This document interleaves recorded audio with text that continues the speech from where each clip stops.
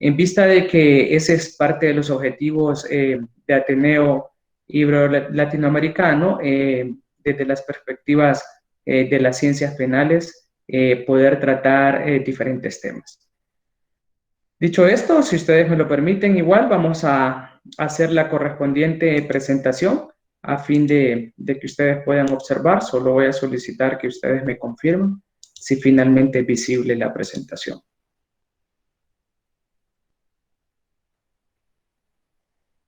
¿Se puede observar la misma? Confirmado. Sí. Perfecto. Sí, es visible ahora.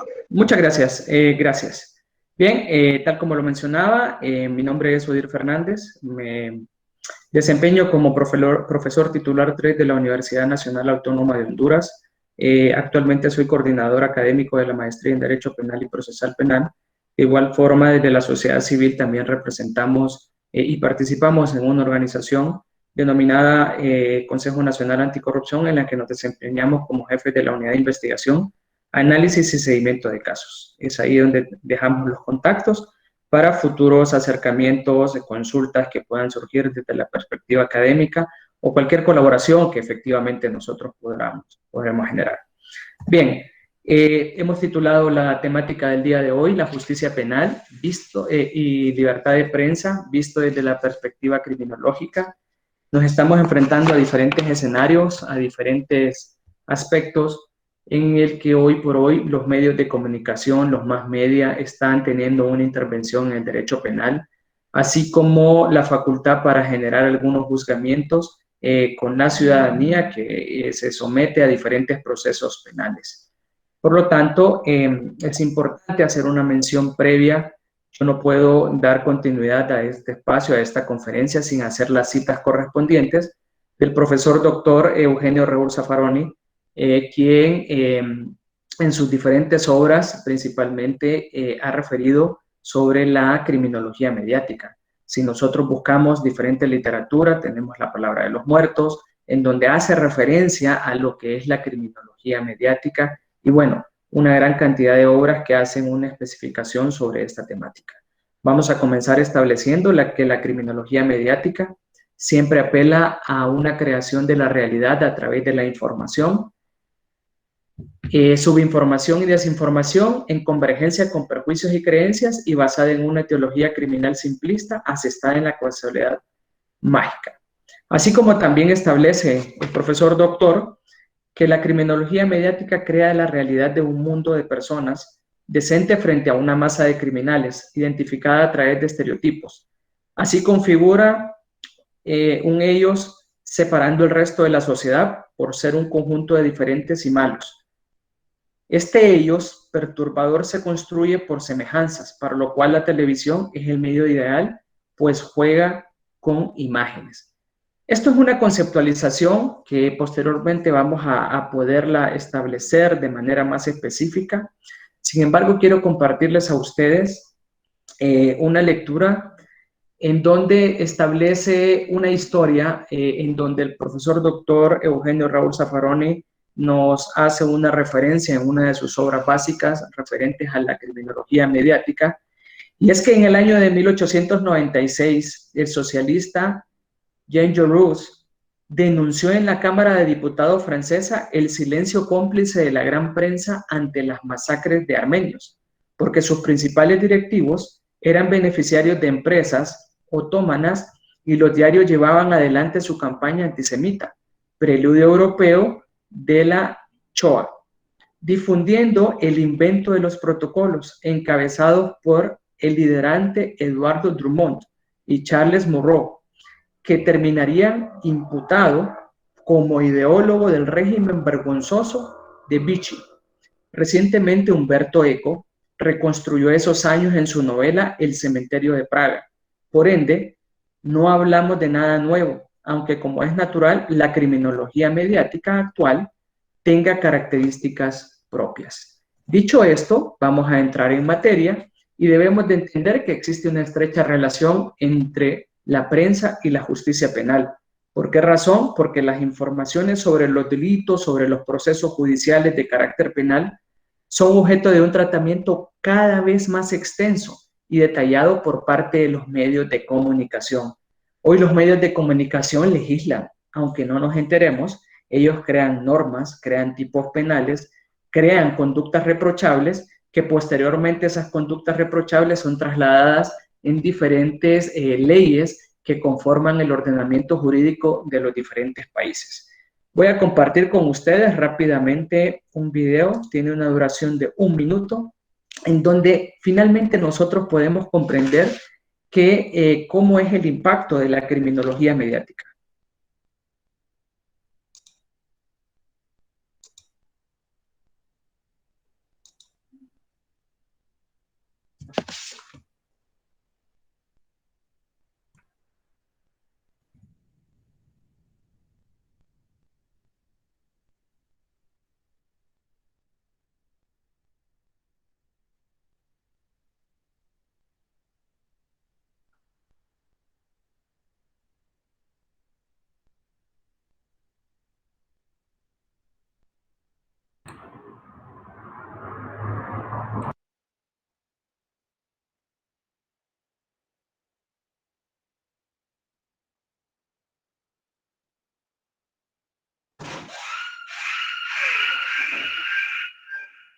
No, ahora sí, pero no sé si el micrófono me da.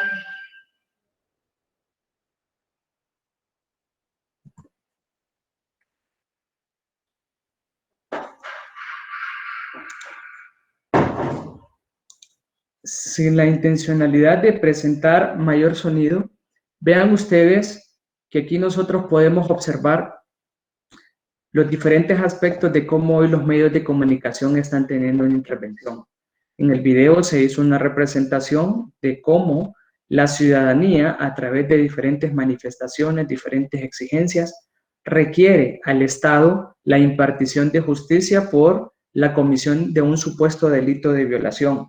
Dicho esto, nosotros podemos ver algunos diarios, algunos medios de comunicación, cómo influyen para poder exigir la aplicación de penas, para poder exigir la aplicación de la ley en diferentes espacios a través de los medios de comunicación. De hecho, hoy por hoy ya observamos la razón de que no hay necesidad de que se llegue a un tribunal de justicia porque muchas personas previamente ya se condenadas. Y vean algo sumamente importante, que esta influencia de la criminología mediática, tal como lo hace ver el profesor doctor Zaffaroni, específicamente va vinculado a los delitos de delincuencia común, porque socialmente estas personas reciben un reproche a diferencia de aquellas personas que se ven vinculadas a los delitos contra la administración pública, como son personas de sociedad, así como aquellas personas vinculadas a crimen organizado. Estas personas finalmente no son reprochadas como lo son finalmente otros. Por lo tanto, vemos la información sobre los delitos y los procesos judiciales, el manejo que se le puede dar desde una perspectiva de la criminología mediática. Lógicamente que estos enfoques a menudo siguen las coberturas periodísticas sobre delito y justicia penal. No siempre responden a criterios de interés público y mucho menos a una visión dirigida respecto al tema de los derechos humanos.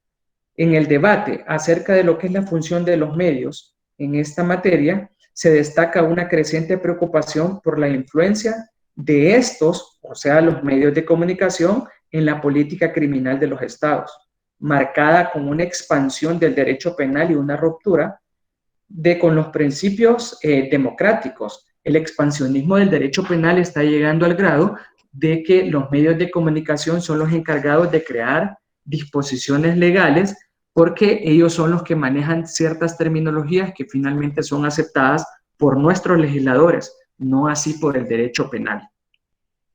Asimismo, podemos establecer que los periodistas tienen un rol socialmente legitimado e institucionalizado para construir la realidad social como realidad pública y socialmente relevante. Es de entender entonces que en América Latina narrar el delito se ha convertido en un tema relevante de la agenda informativa de los medios de comunicación, puesto que por un lado el tema forma parte de la agenda ya no solamente judicial, sino que también política, en algunos momentos podemos establecer que económica, y por otro lado, la selección y el encuadre de las noticias tiene una importante influencia en las representaciones sociales de la justicia penal y lógicamente del delito. ¿Por qué razón? Hoy por hoy los medios de comunicación y los periodistas son los que nos invitan y nos obligan a finalmente digerir el tema del día a día. De hecho, en diferentes medios de comunicación se establece como portada la noticia del día, y tal es el caso, como podemos ver en este diario, cómo influye el medio de comunicación. La criminología mediática nos hace entender que los mass media, o sea, los medios de comunicación, son los encargados de darnos un pensamiento sobre las noticias. Sumado a esto de que no solamente los diarios, hoy tenemos que incluir la influencia de lo que son las redes sociales, el manejo de la información y la criminalización que provoca finalmente las redes sociales respecto a determinados temas. Entonces esto nos hace pensar a nosotros y formularnos la pregunta: ¿la realidad social finalmente se construye? Sin duda, la obra fundamental del constructivismo social en lo relativo a la comunicación de masas es en el conocido libro de Berker y Luckmann, La construcción social de la realidad. En esa obra explican que la realidad social se construye de diversas maneras. Poniendo un ejemplo, nos establecen ellos, con el conocimiento, con el tiempo, con el lenguaje, en la intersubjetividad y en las relaciones de las personas, entre otras. Y bueno, tenemos el caso de la influencia de muchas, la influencia también de muchas modalidades de comunicación, de muchas novelas, de muchas películas, que también vienen a ejercer una influencia respecto a lo que es la criminología mediática. ¿Y por qué hace referencia Luhmann al tema del lenguaje? Muchas veces ante esas novelas, esas series, las personas también terminan adoptando esos diferentes lenguajes, esas diferentes terminologías, y las ven como socialmente aceptables. Y ese es el intervencionismo por parte de los medios de comunicación, entendiéndose que no son únicamente los periódicos, los diarios, la radio, sino que hoy tenemos que incluir de manera obligatoria lo que son las redes sociales con su influencia, y casi que ha sido mucho más grande en los últimos meses. Entendido esto, entonces entendemos de que hay diversas realidades sociales, pero la real por excelencia es la cotidiana, ya que en esta se encuentra en el espacio en el cual nosotros nos desenvolvemos día a día. Así pues, la realidad social, entendida como el conjunto de prácticas y tipificaciones que hacen posible la interacción entre el sujeto, en lo que a la vez se funda sobre ella, que es un producto de los propios procesos sociales que participan diferentes actores. También nos formulamos entonces la pregunta: ¿y cómo los medios de comunicación construyen la realidad social? Si ya entendimos entonces de que la realidad social se construye. Igual, terminamos citando nosotros a Giovanni Sartori, que ha sido uno de los fundamentalistas en este sentido de la criminología mediática, sin desvirtuar lo que el profesor Dr. Zaffaroni ha mencionado, y dice que informar es proporcionar noticias. La información da solamente nociones, lo cual no es negativo. También el llamado saber nacional contribuye a la formación del Homo sapiens. Pero si el saber nacional no es de despreciar, tampoco debemos de sobrevalorarlo. Acumular nociones no significa entenderlas. Entonces, esto es sumamente importante para que nosotros lo podamos comprender, porque existen otros autores que también coinciden, estableciendo que lo que se puede ver en la televisión es lo que se mueve, los sentimientos y las emociones. A diario nosotros vemos asesinatos, violencia, disparos, arrestos, protestas, lamentos, y en otros órdenes de ideas también observamos en la otra perspectiva, los terremotos, los incendios, los aluviones, varios incidentes. En realidad, en un medio de comunicación no necesitamos tanto sonido. Finalmente, lo que necesitamos es que haya movimiento para poder comprender y para poder construir esa realidad social a la que nosotros nos estamos finalmente refiriendo. Aquí nosotros debemos de considerar, de incorporar en la sociología criminal a lo que el maestro Michel Foucault establecía, y afirmaba que todos los países del mundo se desarrollan campañas sobre el tema del crecimiento de la delincuencia, hecho que nunca se ha logrado probar, pero esta supuesta presencia, esta amenaza, ese crecimiento de la delincuencia es un factor de aceptación de los controles. Si nos ponemos a pensar, imagínense que desde 1830 la delincuencia está creciendo, probablemente casi todos estaríamos muertos. Lo que pasa es que también el sector político, haciendo uso de los medios de comunicación, generan el aspecto de la securitización. ¿Y qué significa la securitización? Es la generación del caos por parte de los gobernantes a fin de finalmente ellos ofrecerse como la opción para resolver ese caos que previamente han generado. En diferentes países del área, en América, nosotros hemos observado diferentes campañas del puño firme, campañas sobre la cero tolerancia, que nace específicamente con Giuliani allá en Nueva York, cuando él finalmente montó una campaña que se trató de trasladar a estos países sin ningún funcionamiento, porque de acuerdo a los índices que hoy por hoy los diferentes políticos en todos los países del área manifiestan de que la delincuencia crece y que ellos son la opción para poderla reducir, a pesar de las grandes inversiones que en el mundo se hace desde una perspectiva económica para reducir la delincuencia, la criminalidad. Entonces aquí Foucault también nos hace referencia, si realmente fuese cierto el exagerado crecimiento de la criminalidad desde 1830 hasta la fecha, llegando a 190 años, entonces aquí estaríamos inundados en el mundo entero solamente de delincuentes. Lógicamente no vamos a descartar que la delincuencia ha crecido, pero proporcionalmente al crecimiento de la población mundial. Por lo tanto, hay que tener mucho cuidado porque los medios de comunicación, en colaboración con el sector político y en base a establece la sociología criminal, ellos generan la securitización, o sea, el caos para promover determinadas personas, así como también promover determinados candidatos. Lógicamente acá nos conlleva entonces a pensar sobre el discurso mediático sobre la cuestión criminal. Entonces entendemos, vean ustedes, el discurso mediático de diferentes países, diferentes portadas. El discurso mediático que podemos establecer de que los medios de comunicación finalmente son los que nos hacen entender la supuesta violencia, la supuesta hambre, la supuesta afectación en la salud. Ellos son los que finalmente nos llevan a nuestro pensamiento, a nuestro día a día, todo este tipo de situaciones. Y vean ustedes que casi siempre los medios de comunicación tratan de incorporar el tema de la violencia, el tema social, porque eso es lo que finalmente vende.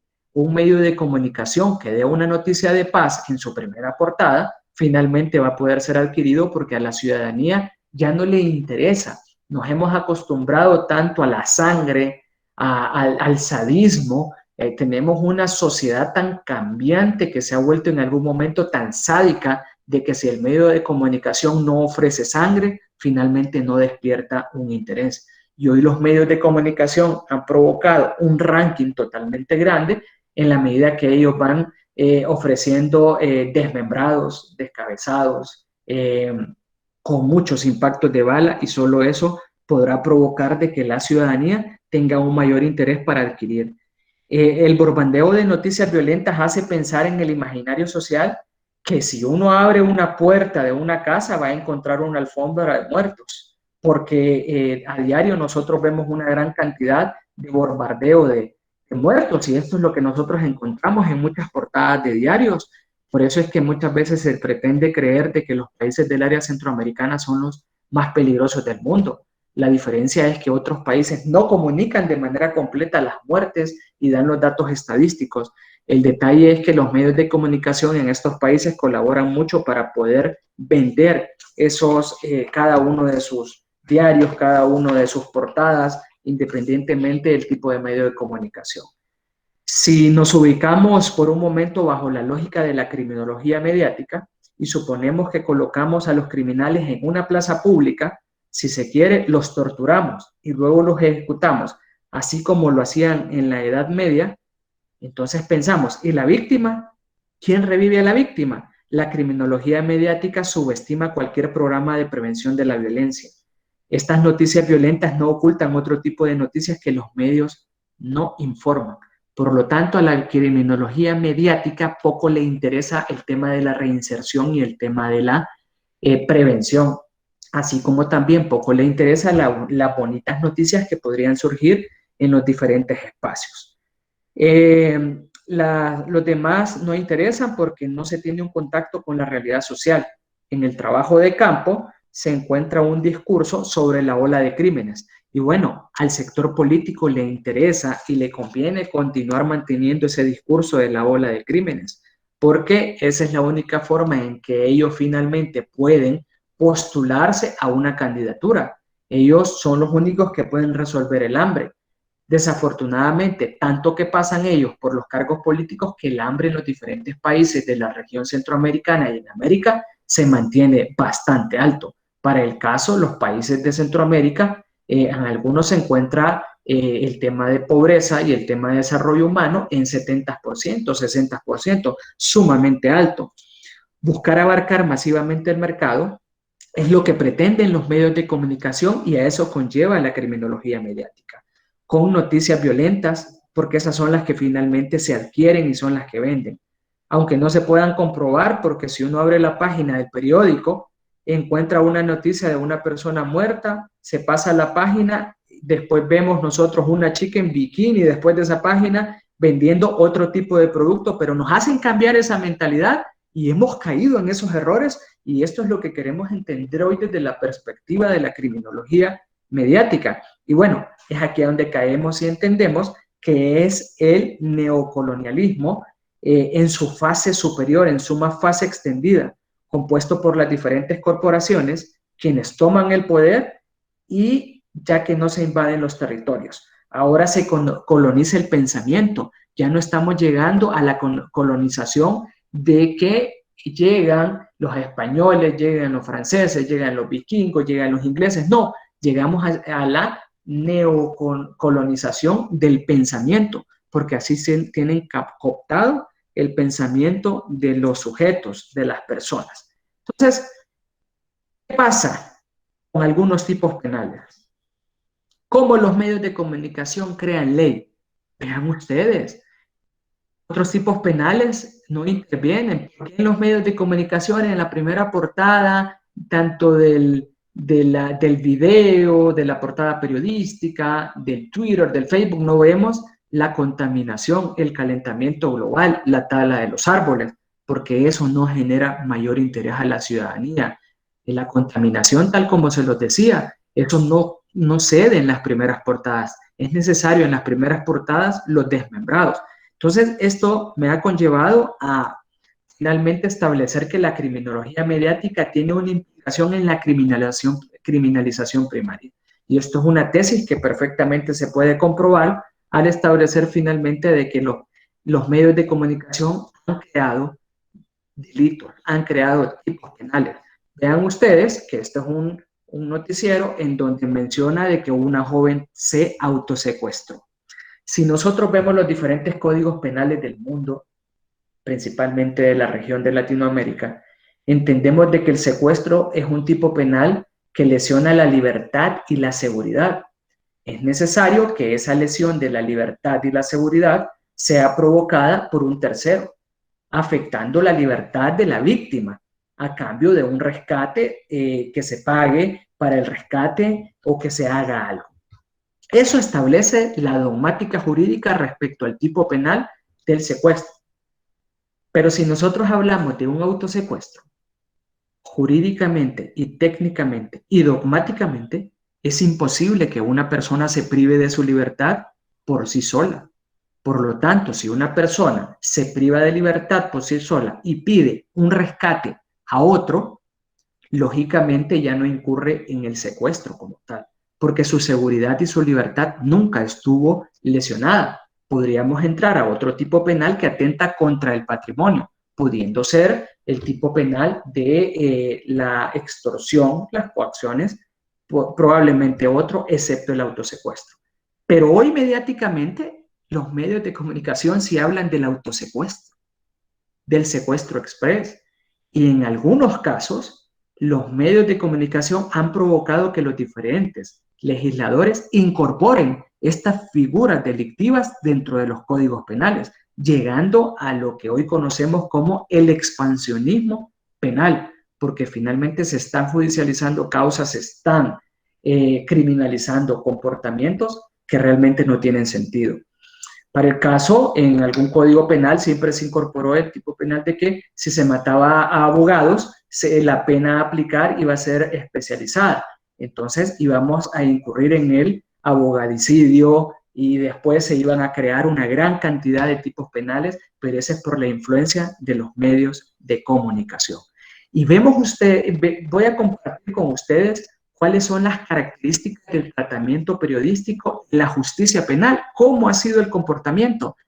Y vean ustedes que es bastante triste y bastante fuerte lo que yo les voy a mencionar. En primer lugar, podemos observar las construcciones explícitas de las formas de victimización. ¿Cómo es esto?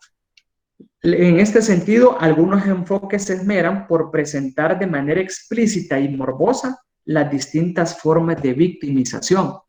Aquí también hablamos del uso de sustantivos que identifican el delito como un hecho reversible, imparable del caos. Las formas de relatar la proximidad del delito que contribuyen a la sensación, el acecho e inseguridad, la construcción del rol del testigo y del relato de lo que es el testimonio, de modo que el relato no tendría, que no podría ser impugnado, el valor de las fuentes como testimonios y como legitimadoras de la noticia, el cruce de la alternancia de los estilos informativos, narrativos y argumentativos, el valor central de la narración que posibilita la crónica periodística verosímil, y finalmente nosotros vamos a observar otro intervencionismo que es la exposición de la privacidad en los relatos del crimen. Rápidamente vamos a ir mencionando y graficando cómo se construyen de manera explícita las formas de victimización. Vean ustedes cuál es el mensaje que el medio de comunicación nos manda. En la primera fotografía nosotros vemos una portada de un diario en donde se tomó la fotografía de una persona que fue atacada. Sin embargo, el medio de comunicación poco le interesó la intimidad de la familia de la persona, porque finalmente el occiso ya no tenía ningún bien jurídico protegido para el caso. En el segundo, nosotros vemos cómo se tiene la osadía de fotografiar a una persona muerta que finalmente genera una afectación. Es ahí donde decimos cómo se construye de manera explícita la victimización. Bueno, haciendo enfoques que se esmeran en presentar de manera explícita y morbosa las distintas formas de victimización. Vamos al segundo caso, el uso de sustantivos que identifican el delito como un hecho irreversible, imparable y de caos. 2.000 niños huyen de escuelas por acoso de mareros. O sea, esto es irreversible. Ellos ya dieron el dato exacto, comprobaron y no necesitamos hacer mucha más averiguación. Las mujeres se llevan la peor parte del confinamiento. Esto es irreversible, no hay necesidad de investigar. Desaparezcamos los criminólogos, desaparezcamos los investigadores criminales, porque el medio de comunicación ya hizo el trabajo al que hace referencia, tratando de transmitir una sensación de emergencia y un caos alrededor de los hechos delictivos. A menudo se hace referencia de olas de criminalidad sin constatar datos objetivos de la victimización. No tienen datos comprobados, no hay los procedimientos científicos que nos han enseñado las ciencias penales para poder identificar la realidad de estos hechos. Formas de relatar la proximidad del delito que contribuyen a la sensación del acecho de la seguridad, es decir, la utilización de formas discursivas para presentar el fenómeno de la criminalidad como próximo y amenazante. Señalar sin datos objetivos y comprobables zonas geográficas o comunidades como inseguras.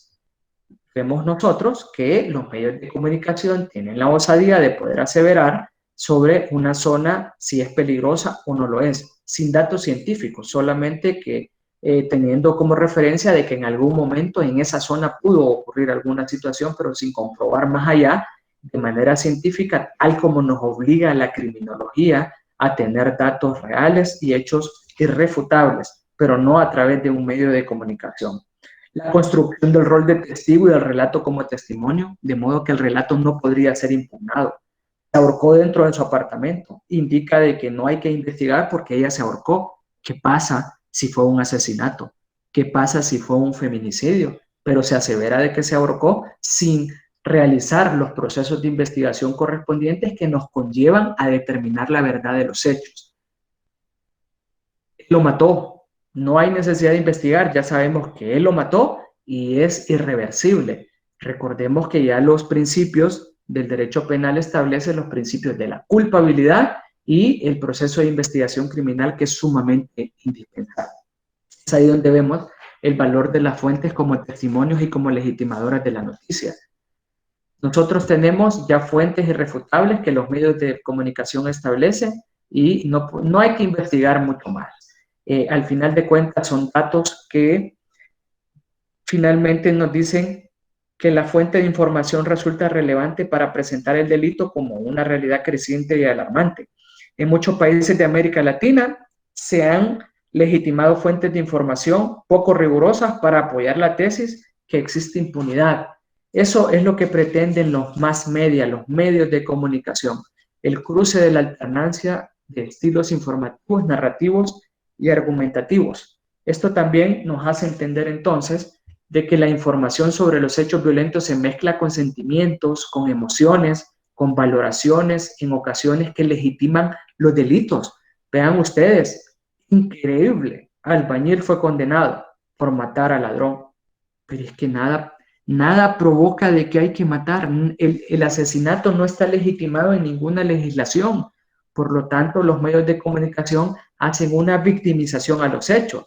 Otro jubilado mató a un ladrón que intentó ingresar a su casa. Entonces, es justificable matar, contraviniendo lo que establecen las diferentes normativas, las convenciones internacionales respecto a esta temática. Vemos que el valor central de la narración posibilita la crónica periodística verosímil y sensacionalista, entendiéndose entonces de que se construye relatos novelescos alrededor de hechos que apenas se investigan. Que dicen, yo vi todo lo que pasó. No hay que investigar. Es un patriota que actuó en legítima defensa. Esas son las novelescas historias que se presentan en los medios de comunicación, la exposición de la privacidad en los relatos del crimen. Adolescente denuncia a su papá por violación sexual. Si bien es cierto, son noticias conmovedoras, pero que estamos en la obligación de poder comprobarlas. El testimonio de la víctima, en el caso de los delitos sexuales, atrae la atención de los enfoques sensacionalistas y produce una revictimización de todas aquellas personas ofendidas. Vean ustedes que esto es parte de alguna de las investigaciones que hemos elaborado respecto al comportamiento de los medios de comunicación. Entonces entramos ya a la parte final de esta temática, hablando del último subtema sobre la fabricación de los estereotipos criminales en los medios de comunicación. Y es entender de que el principal enemigo de los medios de comunicación son los jóvenes. ¿Pero cuáles jóvenes? Los que viven en los barrios pobres. Aquellos que se visten de una manera descontrolada. Eso es lo que la policía investiga, pero aquellos que caminan con buenos trajes no son investigados a pesar de que puedan ser considerados como delincuentes. Tal como nos dice el profesor Dr. Zaffarón, estos son los chivos expiatorios. Con ellos hay que ensañarnos. A ello es lo que se pretende. El constructo socialmente en este estereotipo criminal, como responsable de todos los fenómenos criminales, es la clase menos poderosa y la menos ilustrada, estigmatizándose y etiquetándolos como si todos fueran delincuentes. O sea, que el pensamiento del positivismo criminológico no ha muerto. Hoy resurge con la criminología mediática, tal como nos enseñó Lombroso, de que si la persona es fea o mal vestida, finalmente puede ser considerada como un delincuente. Entramos entonces a lo que son las conclusiones, entendiendo pues de que los pensamientos simplistas y lombrosianos han sido retrotraídos a través del pensamiento de la criminología mediática, puesto que no hay un prototipo criminal, cualquier persona puede cometer un delito, no solamente los que los medios de comunicación nos ofrecen, porque son los que se ensañan, puede ser de los barrios más precarios, así como de los suburbios más potentados a nivel mundial. Estos estereotipos no existen, nos han engañado, la criminología mediática nos está llevando al resurgimiento del positivismo criminológico establecido por quienes ya nosotros sabemos. Como parte de las conclusiones, entonces podemos establecer que aunque la percepción acerca del delito y la justicia penal no puede atribuirse únicamente a los encuadres y narrativas periodísticas, los acontecimientos son conocidos gracias a los medios de comunicación y a su actividad discursiva. En ese sentido, contribuyen a la formación de la opinión pública, por lo que el juzgamiento social limita completamente al correcto funcionamiento del aparato estatal. Así que también podemos establecer las narrativas periodísticas inciden sobre una diversidad de derechos, bienes e intereses fundamentales, riesgos que se acrecientan por el despliegue y la importancia que adquieren en la agenda informativa, la cobertura de los delitos y los asuntos judiciales de la materia penal. Finalmente, vamos a contemplar que la selección y presentación de las noticias determinan los temas acerca de los cuales el público hablará y desde qué enfoques. También determinan decisiones de carácter público, una realidad caracterizada por el reclamo de protección a las autoridades. Discursos de orden público que rigen mano dura a campañas de ley y orden que determinan las respuestas sobre las que la sociedad asume frente al fenómeno de la delincuencia y la reacción estatal frente a esta. Hemos caído en un juego, hemos caído en el engaño. Por lo tanto, debemos de recapacitar cuánto daño y cuánto engaño hemos recibido, porque la creación de las clases sociales ha sido como consecuencia de los medios de comunicación, ha sido como consecuencia de esa criminología mediática que nos ha mandado a decir de que los que viven en los peores barrios y colonias de determinadas zonas son los verdaderos delincuentes. Sin embargo, eso es una cruel falsedad creada por los medios de comunicación y dependerá de nosotros hasta dónde queremos finalmente comprender. Bien, esto ha sido parte de lo que la presentación que hemos establecido. Lógicamente tenemos un periodo de preguntas y respuestas al que obligatoriamente tenemos que atender si en el caso de que la haya.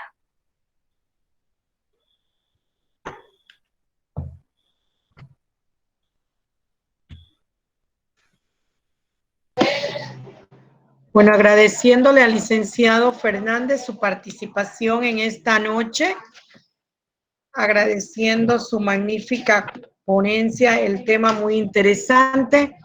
Vamos a darle paso a las preguntas y respuestas.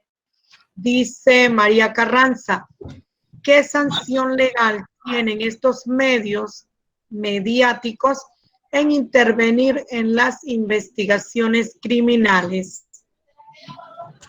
Bueno, ya nosotros tenemos que comprender que el derecho a la libertad de expresión es un derecho consagrado en las constituciones políticas de los diferentes estados, así como en la Convención Interamericana sobre Derechos Humanos. Lo que pasa es que el intervencionismo tiene límites.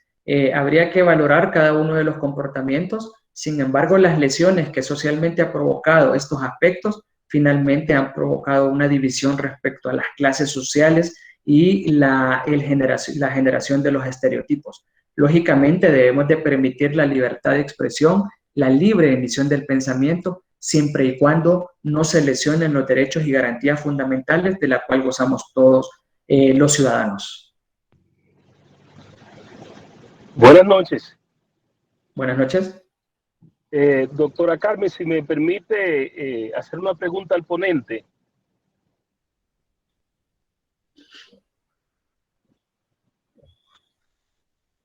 Adelante, ¿puede hacerla?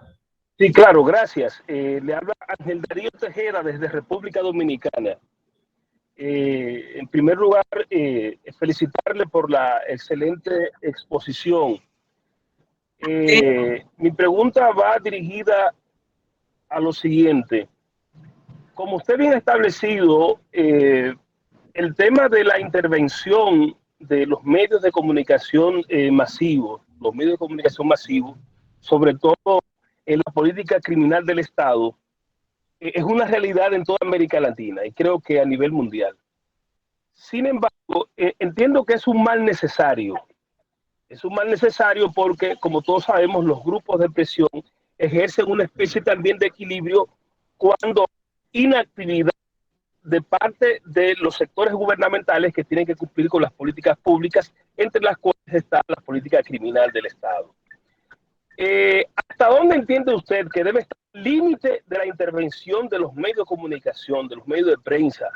O sea, ¿dónde debe estar el justo límite para que no se excedan, ¿verdad?, en llevar la realidad de forma desmesurada, de tal suerte que no se desnaturalicen los verdaderos hechos que acontecen en la sociedad, sobre todo en la parte de la criminalidad. Ok, aquí nosotros tenemos que hacer las valoraciones de acuerdo a los pronunciamientos que ha establecido la Corte Interamericana sobre Derechos Humanos en su jurisprudencia internacional. Tenemos dos espacios. El primer espacio, el límite debe ser el límite que debe de tener con la sociedad común, con la ciudadanía común, y el límite que debe de tener con las personas políticamente expuestas. El primer límite debe de ser respecto a la no afectación de los derechos y garantías fundamentales. Derechos, todos aquellos consignados en las constituciones políticas. Garantías son aquellos mecanismos que finalmente sirven para poder hacer efectivo un derecho, siempre y cuando no se lesione el derecho a la intimidad, el derecho a la libertad de las personas para poder expresarse, no afecta nada, pero hemos llegado a un momento en que los medios de comunicación han generado un público juzgamiento social en contra de diferentes personas, principalmente aquellas clases sociales mucho más bajas. Y en el segundo aspecto, con las personas políticamente relevantes, políticamente expuestas, esas personas tienen que tener un nivel de tolerancia y son mucho más expuestas. Por lo tanto, los medios de comunicación tienen una línea un poco más ancha, un poco más gruesa para poder acceder y finalmente hacer sus comentarios en base a la libertad de expresión y a la libre emisión del pensamiento. En conclusión, le puedo decir que siempre y cuando no se afecten derechos y garantías, esa puede ser la línea más fina y límite para los medios de comunicación. Muchísimas gracias, doctor. Muchas gracias. Gracias al licenciado Tejeda de Dominicana, República Dominicana, por su participación. En esa misma dirección, licenciado Fernández.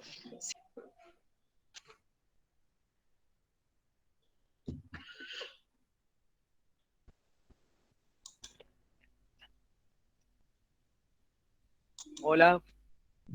Buenas tardes, doctor Odir. Buenas tardes. Maestro Claudio le habla. Bueno, disculpe al principio que no hicimos las presentaciones de rigor mutuamente, pero bueno, veo que la magíster Carmen tuvo problemas de conectividad y bueno, siempre estamos prestos a dar una mano para seguir el normal desarrollo. Le quería, antes que continuar con las preguntas que le han efectuado en el chat, darle las gracias en nombre del Ateneo Ibero-Latinoamericano que conduzco juntamente con el licenciado Enrique Prueger de Argentina y todo nuestro comité regional por la deferencia de poder participar en esta charla y obviamente tenerlo como uno de los expositores de lujo en nuestro próximo inminente Congreso Internacional Multidisciplinario, obviamente representando a ese lindo país que es Honduras. Quería de mi parte, bueno, tener esta oportunidad y darle el agradecimiento de lo que tiene que ver con el Ateneo por esta charla y por su participación en el evento. Gracias, maestro. Gracias por la invitación. Y bueno, invitamos a todos los que nos están todavía acá viendo esta excelente ponencia efectuada por parte de usted, ya dejar abierta, ¿no?, la invitación al Congreso que lo vamos a desarrollar el 10, 11 y 12 de diciembre con, obviamente, ponentes de lujo como el doctor y otros que aquí también tenemos al ponente de República Dominicana, también de lujo, otro partícipe más de este evento. Así que también le doy la bienvenida al doctor Tejada y le agradezco la participación y la diferencia que ha tenido en estar en esta charla aquí con nosotros, de ya eternamente agradecidos. A ver, siguiendo el hilo de las preguntas efectuadas, voy a tratar de suplir mientras la licenciada Carmen, yo no sé si respondió una pregunta de una asistente Ali Diedier Ordóñez, ya doctor. A ver, Carmen, ¿está en línea? Sí, sí estoy en línea. Se Bueno, congeló, se cayó por un lado la... Para eso estamos. Pero Bueno, le dejo la estoy posta a usted aquí, sí. para que continúe usted, Magíster. Así se Ah, la libera. Listo. Bueno, desde ya, muchas gracias, doctor Fernández Flores. Muchas gracias, doctor Ángel Tejada. La participación del lujo que hemos tenido, la verdad, una grata sorpresa también tenerlo al doctor Tejada aquí con nosotros. Así que bueno, nos estaremos viendo en el Congreso seguramente, doctor Muchas Fernández. gracias. Gracias Seguro por que sí. todo. A la orden. sí, bueno, creo que las preguntas sí quedaron medias congeladas en la bandeja, pero le preguntaba a usted, licenciado Fernández, si no es también una violación de derechos humanos las que cometen los medios de comunicación a la hora de bombardearnos con tanta información negativa, con tanta información que muchas veces daña la mente, el enfoque psicológico de las personas, y en cambio pues tenemos poco acceso a informaciones que de verdad son relevantes en un país. Bueno, claro, como una afectación propia de derechos humanos, habría que hacer las valoraciones. Sin embargo, ya la Corte Interamericana sobre Derechos Humanos se ha pronunciado en el sentido de que el respeto a la libertad de expresión y a la libre emisión del pensamiento es uno de los baluartes y una de las principales piedras angulares de toda sociedad. El problema es que se ha degenerado este derecho, este mecanismo para poder dar a conocer la información. El detalle es que no ha existido una regulación legal y social por parte de los diferentes países, tal como el doctor Tejeda lo mencionaba.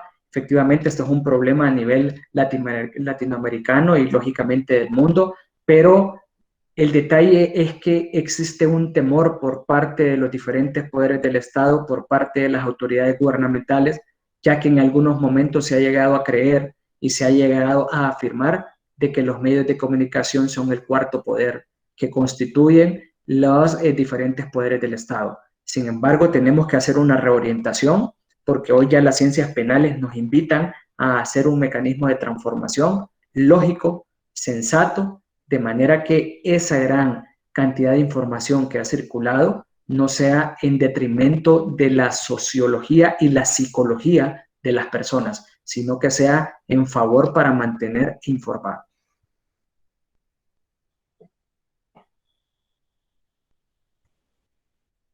Muchas gracias, doctor Fernández. Por parte de la licenciada Carmen Viales de Argentina, para usted, ¿qué influye más, el uso político criminal de la libertad de expresión como sistema penal indirecto o una cuestión de mercado? Porque el sensacionalismo vende más.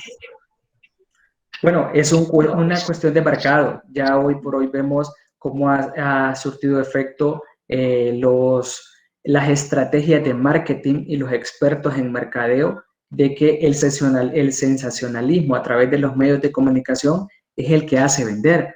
Ya yo les compartía desde el inicio una historia que esto no ocurre desde ahora. En Francia también ocurrió, se callan las noticias. Lo que pasa es que se callan porque dependiendo lo que se calla va a provocar una mayor venta, va a provocar que los números en la economía se mejoren. Entonces se está utilizando a los medios de comunicación para promover mediante el sensacionalismo. Vean ustedes cómo está provocando el juzgamiento este sensacionalismo, de manera que hoy ya nosotros no tenemos que investigar delitos porque los medios de comunicación encuentran de manera rápida a los culpables.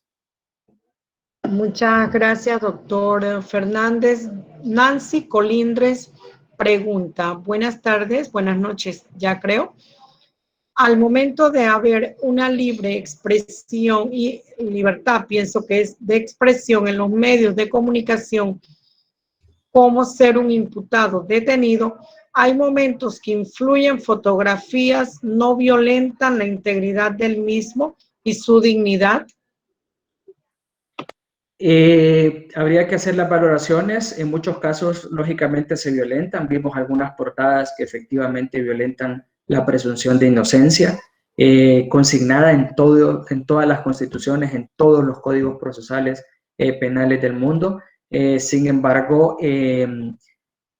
aquí se presenta un escenario, el tema de la libertad de expresión, la capacidad para poder dar a conocer las noticias, pero debe de existir una regulación.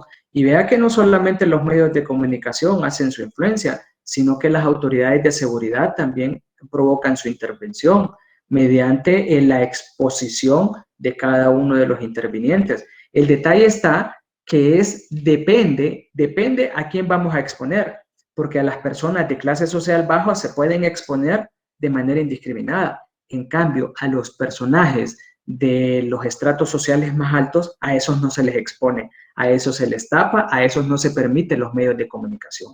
El detalle está que aquí influye el hecho de que también los gobernantes pretenden notificar a la ciudadanía que están haciendo alguna labor en el combate a la delincuencia. Entonces utilizan esos chivos expiatorios para generar ese sensacionalismo de seguridad. Muchas gracias, doctor Fernández. Pregunta Kelsin Guillén. ¿Qué puede ser recomendable a los medios de comunicación para evitar caer en esa creación de prototipo criminal? Yo creo que hoy por hoy es necesario que los comunicadores sociales tengan un poquito más de conocimiento respecto al tema de derechos humanos, pero no solamente concernientes a ellos respecto al tema de la libertad de expresión, sino que respecto al tema de los derechos y garantías concernientes a las personas como tal, así como también deben de conocer un poquito más de los procesos penales. No es justificable que un medio de comunicación provoque algunos comentarios desatinados en contra de alguna persona. Rápidamente les comparto. Aquí en Honduras nosotros una vez mirábamos una portada en donde decía raptan a general de las Fuerzas Armadas.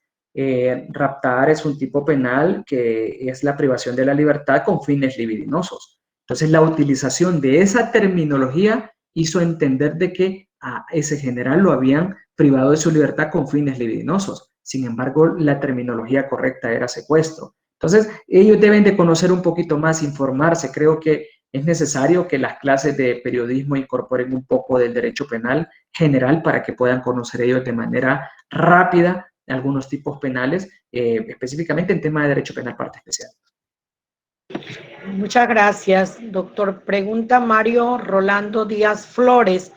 ¿Qué puede comentar sobre los juicios paralelos?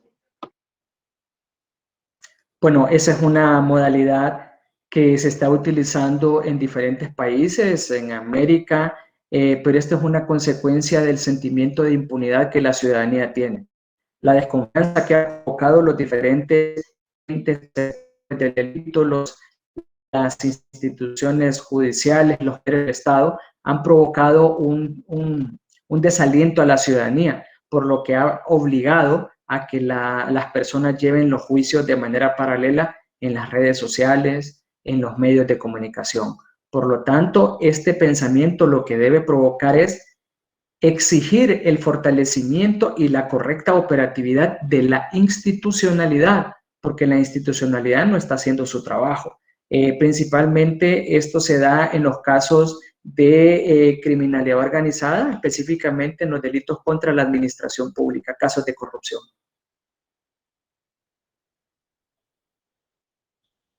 Muchas gracias nuevamente. Pregunta María Carranza.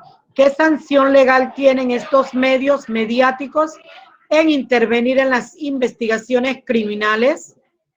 Habría que valorar los códigos penales, sin embargo, en algunos momentos se llega a considerar la obstrucción a la justicia. Hay que hacer la valoración a cada caso concreto.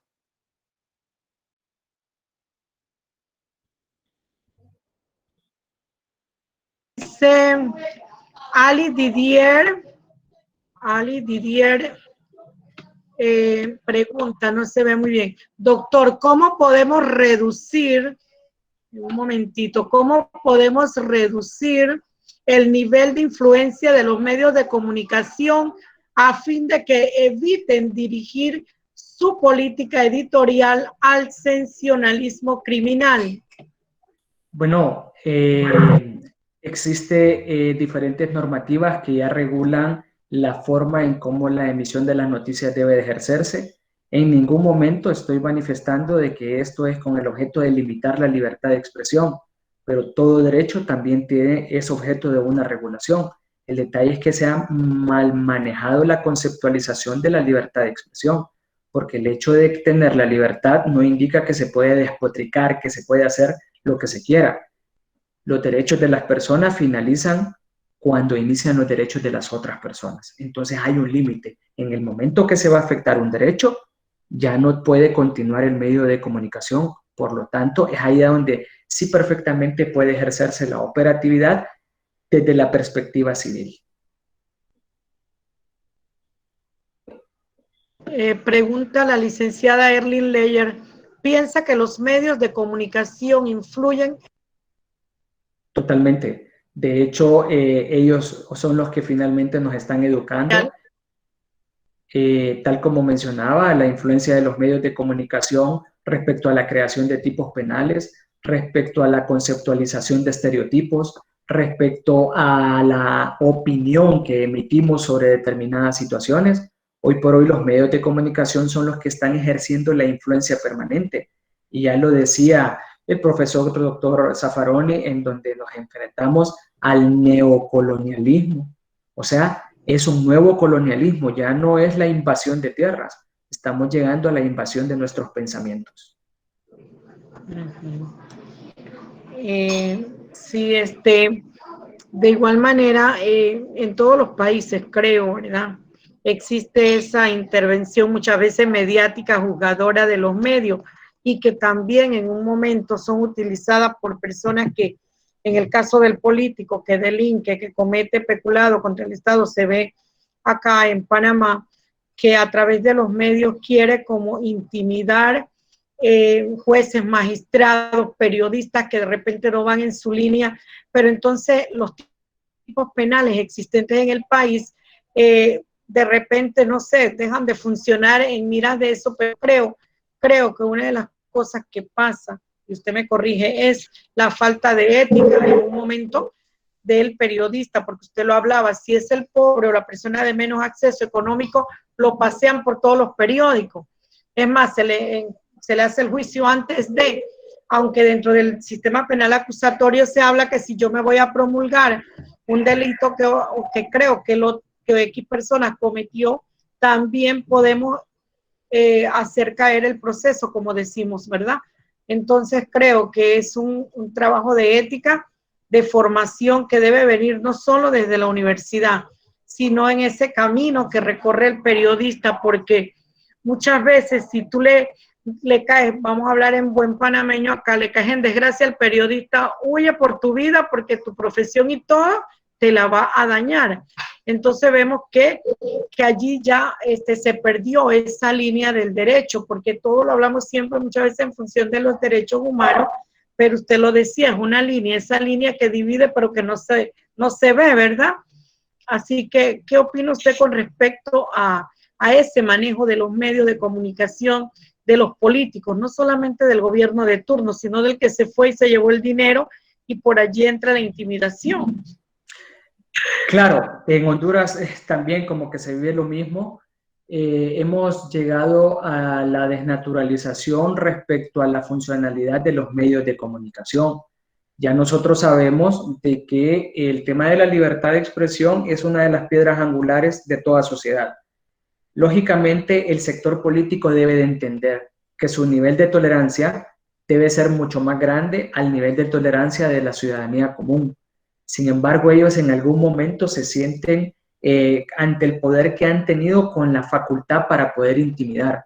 La respuesta que le damos a estos políticos es que si no quieren ser criticados, no quieren ser obscultados, dejen de ser funcionarios públicos, porque el funcionario público es un empleado finalmente del soberano, o sea, del pueblo.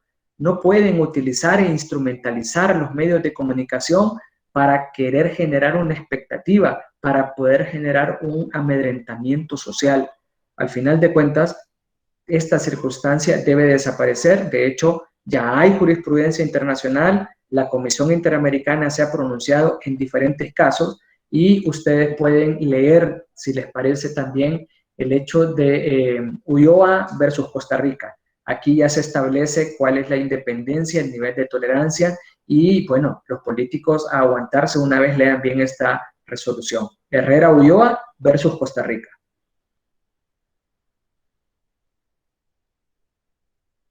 Sí, igual que otro caso dentro de la justicia de El Salvador, que se fue a derechos humanos a la corte, pero se me escapa el nombre.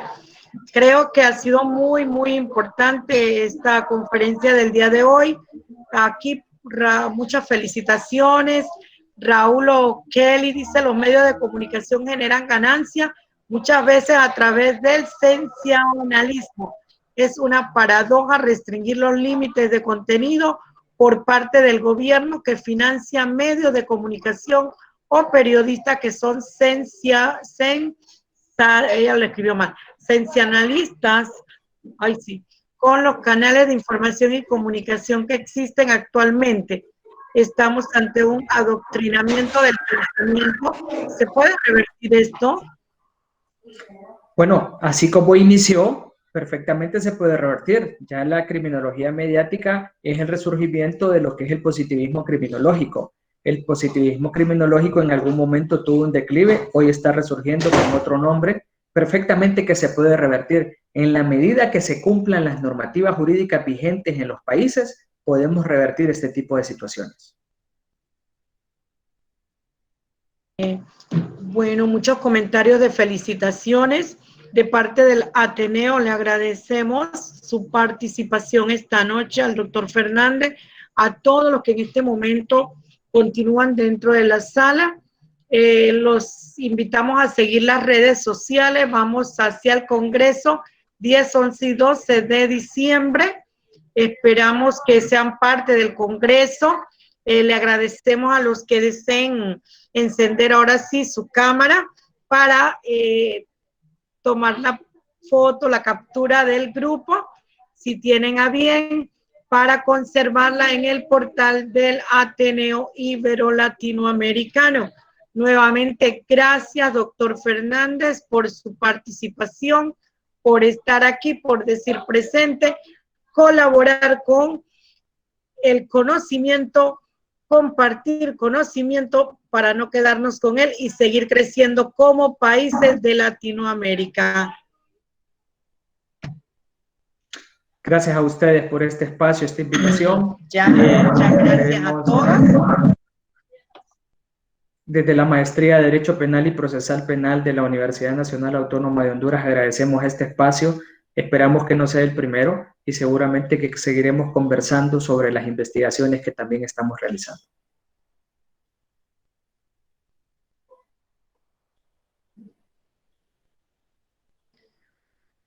Gracias a todos nuevamente y que tengan una feliz noche. Lo esperamos a todos el día 14, si no me equivoco, en nuestra próxima conferencia por medio del Ateneo. Hasta luego. Chao, chao a todos.